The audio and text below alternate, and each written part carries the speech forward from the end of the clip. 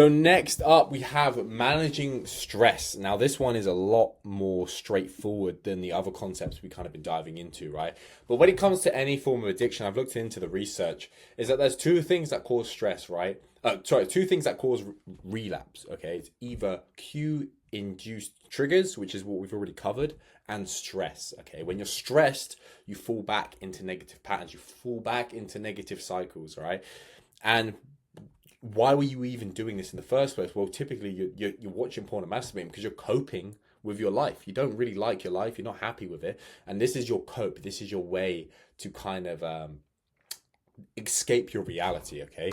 And what can happen is when we start to we start to go on this path of trying to move ourselves away from it, as soon as stress comes up, we fall back into the same habit. So the trick here is to find certain ways to de-stress and find ways to find that joy and that happiness, and take away that stress in your life so you don't keep falling back into this negative spiral. Okay. The thing is, the beauty of this, right, and this is the thing I want to mention is with semen retention, is when you're depleted, when you've been watching porn and masturbating for years at a time, you're actually depleted, right? On a spiritual level, on a physiological level, you are depleted. Like, you just don't have vitality. You don't have like this energy, this life force energy. So any little thing, any little situation in your life, you crumble under the pressure. Okay, because you're not operating from a higher state. Your testosterone is low. Your vitality is low. Right? You've been nutting every single day for the last 3 years. You just don't have this strength, this inner power to you. Okay, but when you go on this journey, when you quit the porn, right, when you get it out of your life, there's this kind of buffer period where you are really vulnerable to stress because you're still not used to stress and you can easily fall back. So that's why we want to find these healthier alternatives. But the beauty of it is once you get past this buffer period and you get into a month, 2 months, 3 months, 6 months, a year of semen retention, let's just say, you can actually handle more stress in your life. You actually become more masculine, you become more confident, sure of yourself, you become tougher.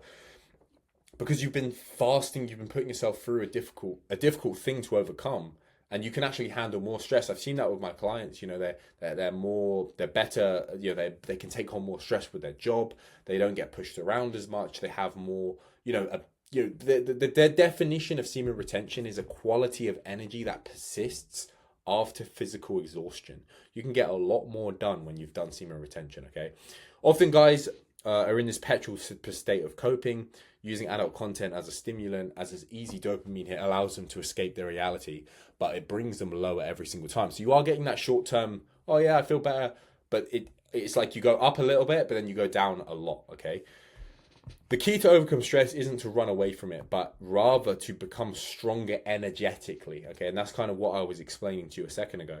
And as a byproduct of that, you will be able to handle more stress within your life, okay, day to day. It's also important to remove as much stress as you can in your life whilst you undertake this process. So managing stress, one element is having those things within your life that allow you to de-stress in a healthier way.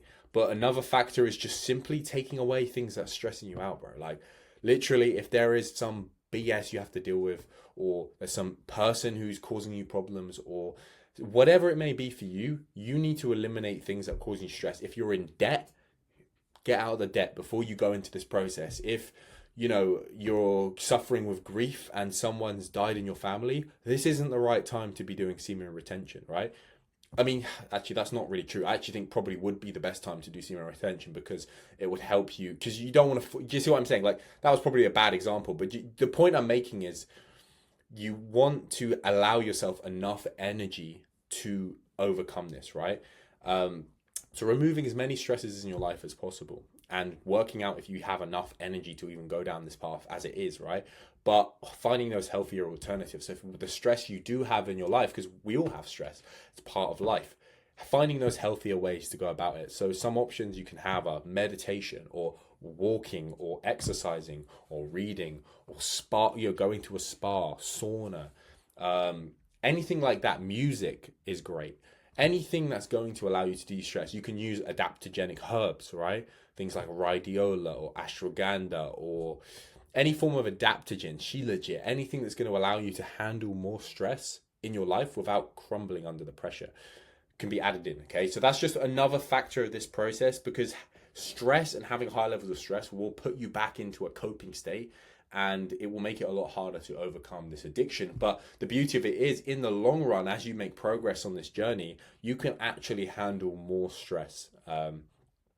And the stresses that were making you relapse now aren't so much of a stress within your life, because you are a stronger individual who now can overcome them.